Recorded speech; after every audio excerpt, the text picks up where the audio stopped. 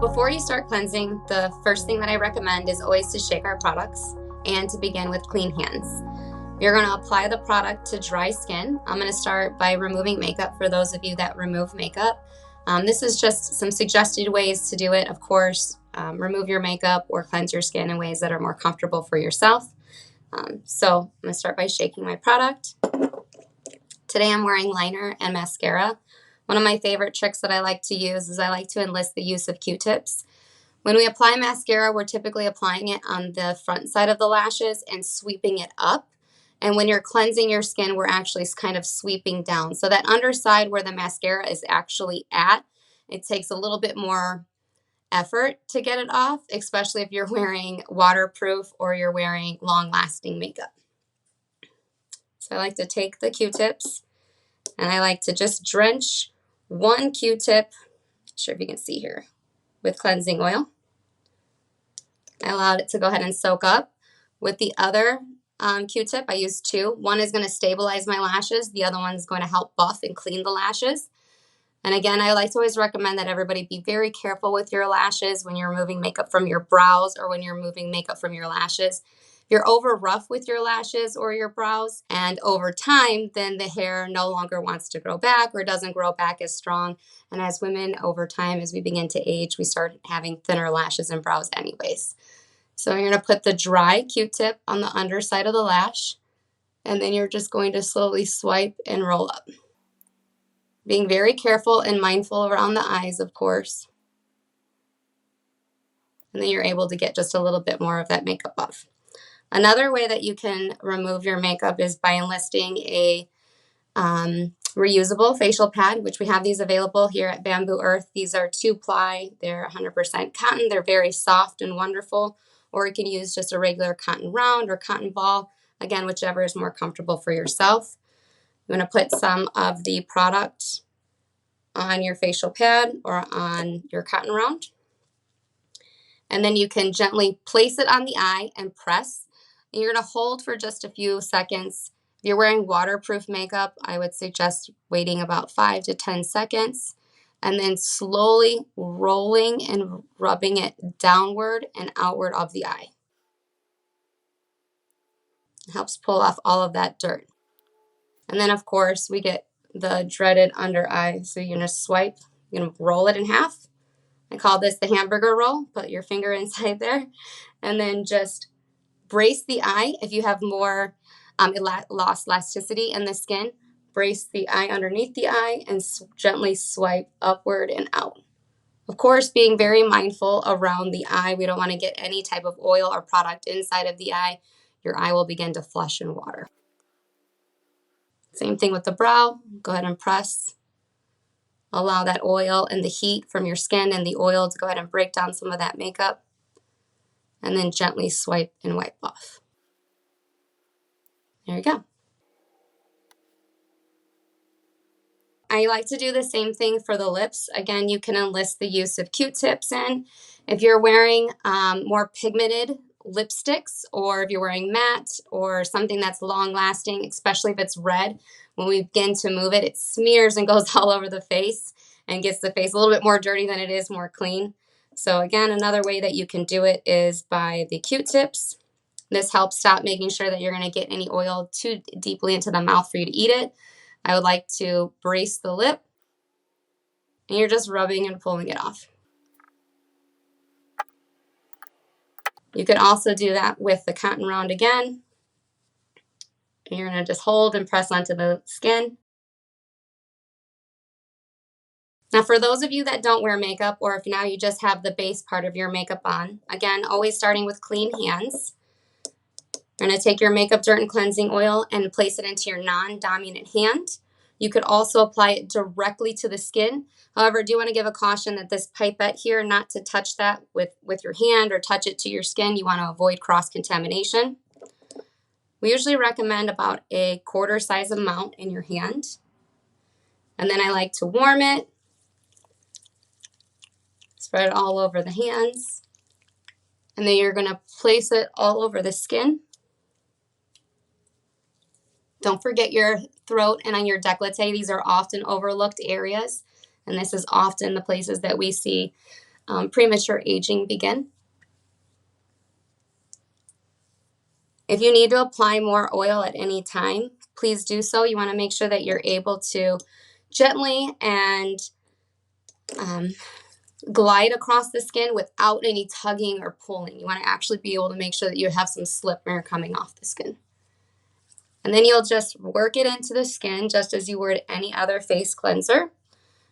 Just massaging in upward and outward motions, making sure to get into those areas that you may have some congestion at, or you may have some excess oil in. Again, the makeup dirt and cleansing oil breaks down not just makeup, it's also going to break down sunscreen or other impurities that you come in contact with during the day. I like to pay extra attention here to the lip line, especially if you wear lipsticks or lip glosses. We tend to get those clogged pores, and it makes it harder for us to get that nice crisp line if you do wear like lip liner or lipsticks. Being very gentle in the eye area. Of course, you want to go around the eye, soft and smooth and outward motions. If you have some elasticity in the skin or a loss of collagen already, brace the skin in any of those areas. You just want to make sure you don't no pulling, no tugging on the skin.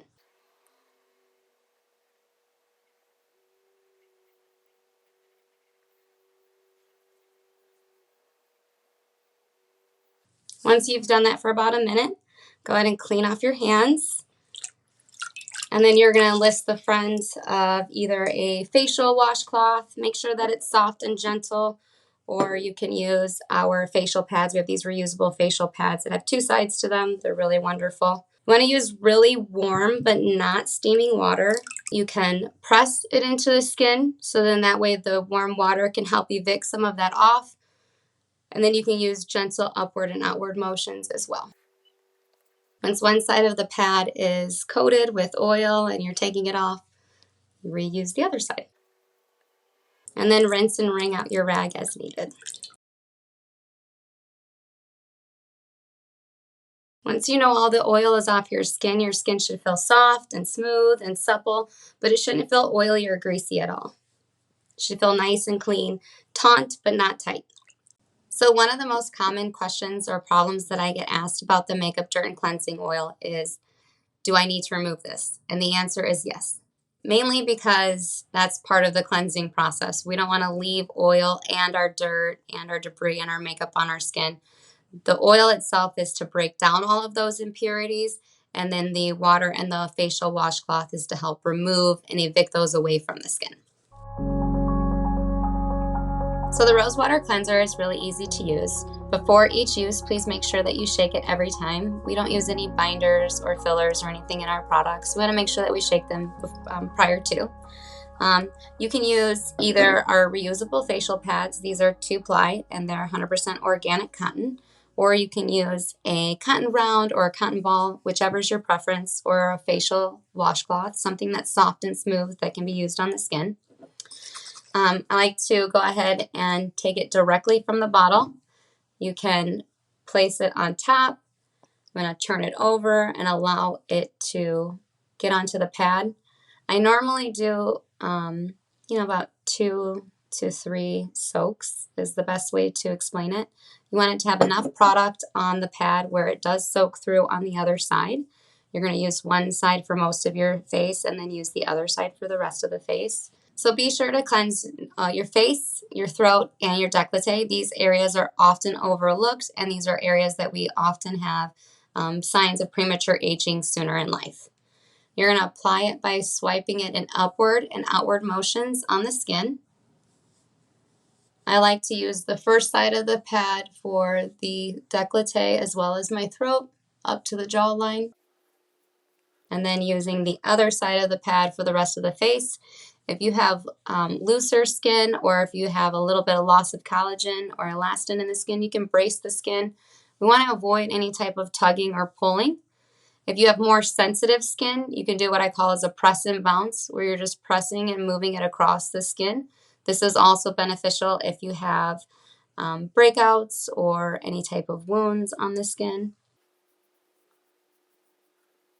Once you have already applied it to the skin, we suggest that you rinse and remove the Rosewater Cleanser using tepid water. Some people don't rinse the Rosewater Cleanser off. The preference is entirely up to you. However, we encourage you to remove it. One of the reasons why we suggest that you remove the Rosewater Cleanser is so then that way it's prepped and ready to go for the next step, and you don't leave any film or residue on the skin.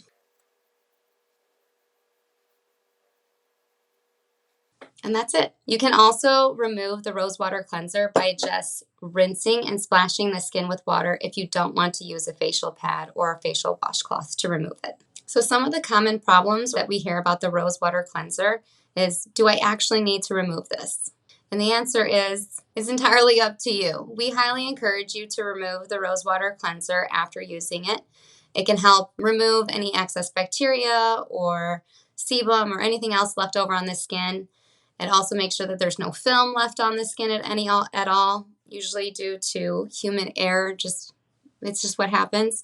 But if you feel comfortable and if your skin enjoys it, you can leave the Rosewater Cleanser on your skin before moving on to your next step. One of the other problems that we get asked a lot about the Rosewater Cleanser is, what is this actually doing for my skin? Is it cleansing it all? And the answer is yes. Just in case if there's anything left over or residual oil from your oil cleanser, the Rosewater Cleanser will ensure that all that grime and bacteria is gone from the day. And if not, it's going to help ensure that all the water-based impurities from your skin are gone. To apply the Rosemary Toner, first, gently shake the product before each use. You can use either our reusable facial pads. These are wonderful. They're 2-ply. Or you can use any type of basic cotton round or cotton ball, your preference. After you've shaken the product, apply it to your cotton pad. I like to do about 3 dips. And then you're just going to apply it to the skin. Please don't skip the décolleté or the throat. Those are common areas that we can have aging or premature aging. And you're just going to swipe the product on the skin in upward motions. If your skin is a bit more sensitive, you can even press and push it into the skin. Be sure to get all areas of the skin. There's no need to remove this product. Leave it on the skin. So when you're applying the Rosemary Toner, it should feel nice and cool to the skin. It has that slight astringent smell to it. It's very lovely, and a little back of the rosemary you can smell onto it. It shouldn't sting, it shouldn't hurt, you shouldn't have any type of pain or irritation when applying it to the skin. Some of the common problems that we hear about the Rosemary Toner is that it has a very unique aroma. The Rosemary Toner, it has apple cider vinegar, alcohol-free witch hazel, and those have a little bit more of an astringent and stronger aroma that it takes a while to get used to if you aren't used to natural products, although many of our customers find it delightful. The Rosemary Toner shouldn't have any sensations on the skin. If you do feel tingling, it may mean that your skin barrier is compromised, so please reach out to us. We're happy to help. Another common problem we hear about the Rosemary Toner is, should we rinse this off? And the answer is no. Allow the product to dry naturally to the skin before moving on to the next step in your routine. The Rosemary Toner sometimes can be cloudy, and there's no need to worry. It has raw, organic apple cider vinegar in it, and those little wispies and the cloudiness is what we call the mother. It's actually the host, and it has all of those great enzymes that make this product so wonderful for your skin. It's very easy to use the Intense Hydration Facial Mist.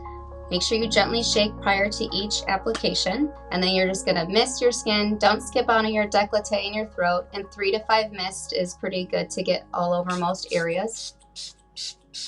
If you have dehydrated skin, we suggest that you saturate the skin before applying your moisturizer. And then once you have the mist on, immediately follow with your favorite serum and your moisturizer. Some of the common problems we hear about the Intense Hydration Facial Mist is, how much do I use? And we suggest that you use 3 to 5 mists. Please don't skip your décolleté or your throat. If you have more dehydrated skin, then we suggest saturating your skin, so you may need some more mist and then follow immediately with your serum or your moisturizer. We do not suggest letting the Intense Hydration Facial Mist dry on your skin. Follow immediately with your serum or your moisturizer of choice. And when it goes onto the skin, it's going to feel nice and cool and refreshing and calming. It's very beautiful on the skin. It's really easy to use the Repairing Facial Serum. Before you use it, make sure you shake the product. A little goes a long way. You only need a few drops. Usually 3 to 6 is enough to cover your décolleté, your throat, and your face. If you don't want to use this all over the skin, you can also use it as a spot treatment to target areas of discoloration concerns that you may have. To do that, I would just suggest using a single drop at a time. Be sure not to touch the pipette. We don't want to have any type of cross-contamination. I like to warm and emulsify the product and then gently place it and rub it into those areas of where you may have some types of discoloration concerns. For others that want to apply it all over the skin, I suggest applying 3 to 6 drops in a non-dominant hand. Warm and emulsify the product, and then gently press and place the product into your skin. If you have dehydrated skin, I suggest applying the Repairing Facial Serum to damp skin. If your skin is more dry, then I suggest applying it neatly to the skin, so directly to the skin. You can use gentle pressing motions, or you can do long swipes and upward and outward motions.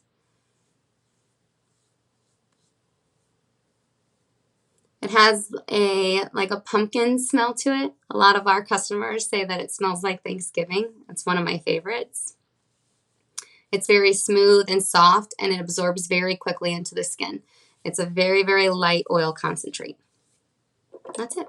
One of the common problems or questions that we receive about the Repairing Facial Serum is, how much of this product am I supposed to use? For the Repairing Facial Serum, less is more. Usually 3 to 6 drops is enough to effectively cover the décolleté, the throat, and the face. You can also use single drops at a time to concentrate on some more pigmented areas or just areas of discoloration concerns. If you use too much of the Repairing Facial Serum, it may take a little bit longer to absorb into the skin, and you probably won't like it. The Repairing Facial Serum is a feather light oil concentrate. It shouldn't leave the skin oily or greasy at all. It should absorb very quickly as long as you're using the correct amount. To use the Intense Hydration Cactus Concentrate, first we highly suggest that you mist your skin with the Intense Hydration Facial Mist or filtered water. Be sure not to skip your décolleté or your throat. I have dehydrated skin, so we suggest if you have dehydrated skin to generously saturate your skin. The Intense Hydration Cactus Concentrate, it comes with this little spatula. It helps reduce cross-contamination in your product. Dispense just a little bit. A little goes a long way. When you apply it to your hands, go ahead and emulsify the product to make sure that it becomes nice and smooth, and then press it into the skin. It's very fast absorbing, and it's smooth on the skin. It feels very cool and refreshing. If you use too much, don't have any fear. Just remist yourself with the Intense Hydration Facial Mist. Or you can blot the skin with tissue. Don't rub, just blot. Pick up the excess that you've used. And then next time, just use a little less.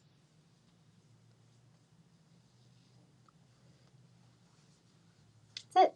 The Intense Hydration Cactus Concentrate has like a really great rainforesty kind of green tropical scent to it. And some customers, if you're new to natural products, they may not enjoy the aroma, although most of our customers really do. It has really wonderful skin nourishing benefits, so we hope that you continue to use the product as well, and hopefully you'll enjoy it too. So one of the common problems is using too much of the Intense Hydration Cactus Concentrate. That will make it feel too oily or too greasy on the skin. Using a little goes a very long way. The Intense Hydration Cactus Concentrate is a pressed serum, so it's very smooth, and it breaks down or it melts very easy as an oil. Once the product comes to you during shipping, because we don't use any stabilizers or preservatives or fillers in any of our products, it's just raw, organic, and natural ingredients. It may melt to you during transition. When it melts down, it could have little kind of beads in it where the oils and the butters separate, but have no fear, it's still good. You can totally use it. You just need to remelt the product down. Make sure every last bead is melted down, and then pop it back in the refrigerator so that it can re-solidify. The Dead Sea Mud Mask, you want to use about a dime size amount. I like to use a little spatula. You can either apply this directly to the skin, first by putting it in your hands, or if you have more blemishes or cystic acne that may be painful, you can also dispense it on a small plate and then apply it with a fan brush. And then I was going to show both ways on both sides of my skin. So once you have your amount that you're dispensed on, I suggest that you wet or dampen the skin. You can use it with filtered water, or you can use our Intense Hydration Facial Mist. Those are really great options. Get a little bit of the product on your hand. Go ahead and wet and move it. You want to add just a thin, even layer onto the skin. If you have more acne or if you have any painful blemishes, this is also a great one that you can apply with a facial brush. You want to apply the product in a really thin consistency and upward-outward motions all over the skin. You could also use this as a spot treatment as well. So if you only have a few blemishes and a couple spots, just kind of put it on there where it may be at. Or it can be used anywhere on the face. Just want to be sure that you don't get it too far into the eye area. Our eye skin is really delicate.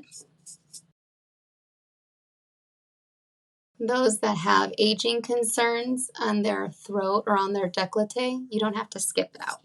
The dime size amount is great if you're going to use this mask just on your face, but you can increase it to using about a quarter size amount. I have it like here on this little plate. And for those of you that are concerned with fine lines or wrinkles and aging on the throat and neck area, jawline, and décolleté, you can use this mask in all of those areas as well. It's going to increase the stimulation and circulation to the skin, so it may bring some mild redness or erythema. All right, so then once you have it applied to the skin, again, you want to apply it in a very thin application in upward-outward motions, and then allow the mask to dry or set. It should take about 5 to 10 minutes. And then you and I have a break until it actually starts to dry, unless you want to have me keep talking. When it starts to dry, it will start getting lighter in color, won't be as dark. It normally takes 5 to 10 minutes for the mask to completely finish drying. Don't leave the mask on any longer than the 10 minutes though, or it can start pulling out additional oils from the skin, and we don't want to increase any oil production. We just want to help maintain and balance your skin. All right, so once the mask is all dry, you can see I applied it too thick there. That's okay. But it's dry everywhere else on the skin. You're just going to take a facial pad or some type of facial washcloth, and I like to re-moisten and re-wet the mask. That way there's less tugging and pulling when you remove it, and then it wipes off much more cleanly. This mask also offers a gentle exfoliation while you're applying it and while you're removing it, because it has that stony, kind of slightly gritty feel to it. And then you can see in the areas that the mask is at, there'll be what's called mild erythema, or some redness, some pinkiness to the skin. And that's from that increase of circulation, that increase of blood flow to the skin.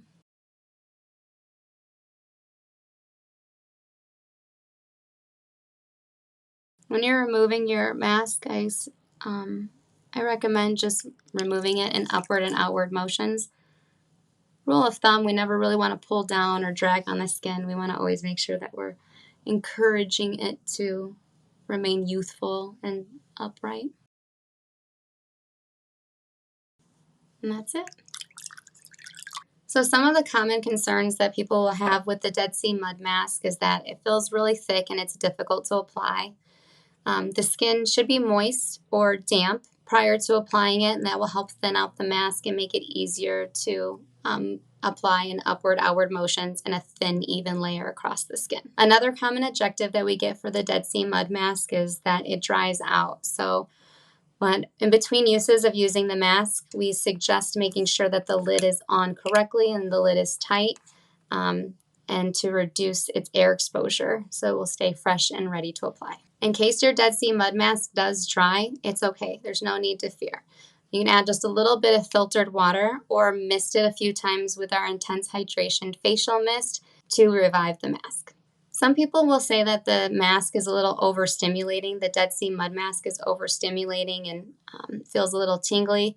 That's completely normal. There's a lot of minerals and magnesium and salt in the Dead Sea Mud Mask, and that's increasing the circulation to the skin very quickly, which may be uncomfortable for some people. Our Dead Sea Mud Mask has a really deep, earthy, and mud aroma to it. There also contains tea tree essential oil and lavender essential oil, so you may pick up on some floral notes as well as some of more of astringent notes to it.